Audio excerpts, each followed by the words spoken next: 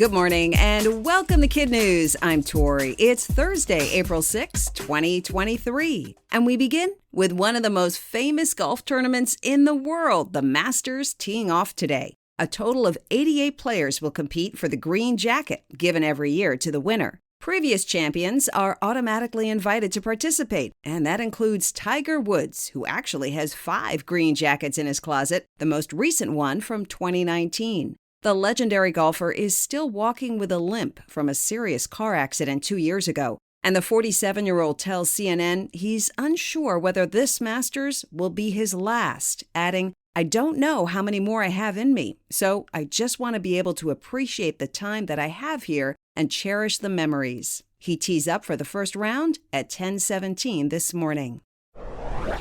The amount of snow in California this month is among the largest in state history, tying a mark set in 1952, thanks to 17 atmospheric rivers over the state since December. The April 1st reading at the Phillips Station south of Lake Tahoe was a staggering 126.5 inches. Last year at this time, it was just 2.5 inches. The state's Department of Water Resources says the snowpack is currently 300% above average. And while it's great for California's often parched water supply, there is the concern of flooding once the snow starts melting this spring.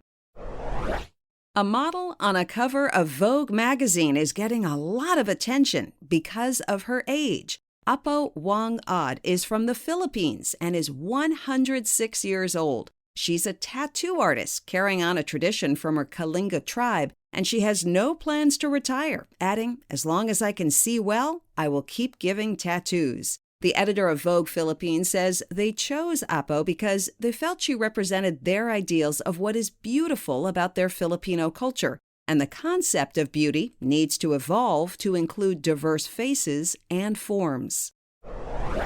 In other Kid News notes, the city of Chicago has a new mayor. Brandon Johnson beat the frontrunner Paul Vallas in a runoff election in the Windy City.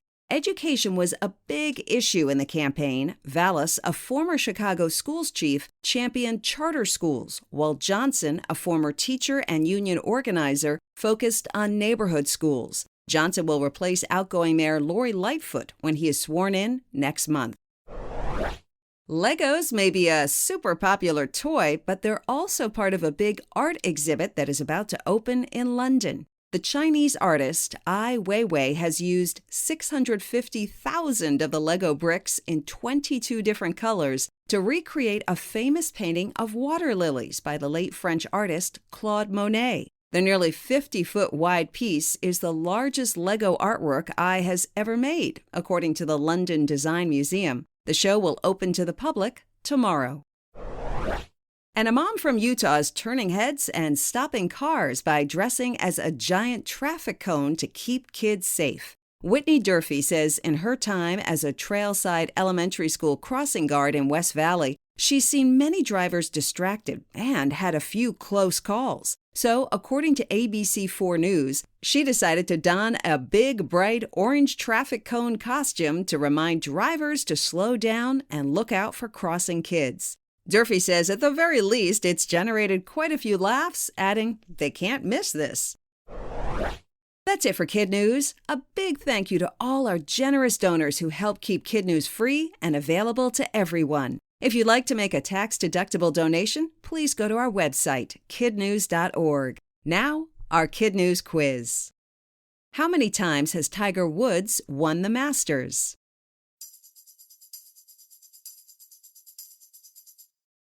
5. What popular toy was used to create a large piece of art in London?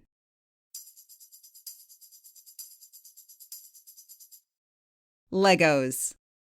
How old is the model on the cover of the Vogue Philippines magazine?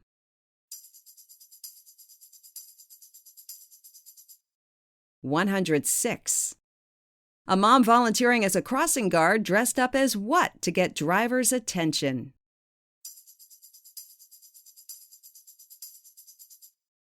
A traffic cone. In our Kid News Kicker, it's an important time for people of faith. the major Jewish holiday of Passover that celebrates the biblical story of the Israelites' escape from Egypt, started last night. It lasts for 8 days with holiday candles lit in the evening and big holiday meals enjoyed at the beginning of the Passover period. Meanwhile, Christians will observe Good Friday tomorrow and Easter on Sunday, their oldest and most significant holy days, commemorating the death and resurrection of Jesus. Many mark the event by attending special church services, followed by festive Easter morning brunches and baskets. And of course, there are Easter egg hunts and rolls, the most famous of which will take place on the lawn of the White House on Monday. Before we go, we want to give a big KidNuz shout out to some of our terrific teachers, Mr. Smith and his historians at Coronado Middle School in Coronado, California, Mrs. Sanders and her Timberwolves at Midland Elementary in Lacon, Illinois, Mrs. Hutzler and her Eagles at Hedgesville Middle School in Hedgesville, West Virginia, Miss Mendez along with Bellatrix the hamster at Barton Hills in Austin, Texas, and Mrs. Iyengon and her Wolverines at Wilson Elementary in Caldwell, Idaho. Thanks for listening. A friendly reminder, we'll be taking off tomorrow and Monday for a short spring break. Have a wonderful weekend, and we hope you tune in for more KidNuz Tuesday morning.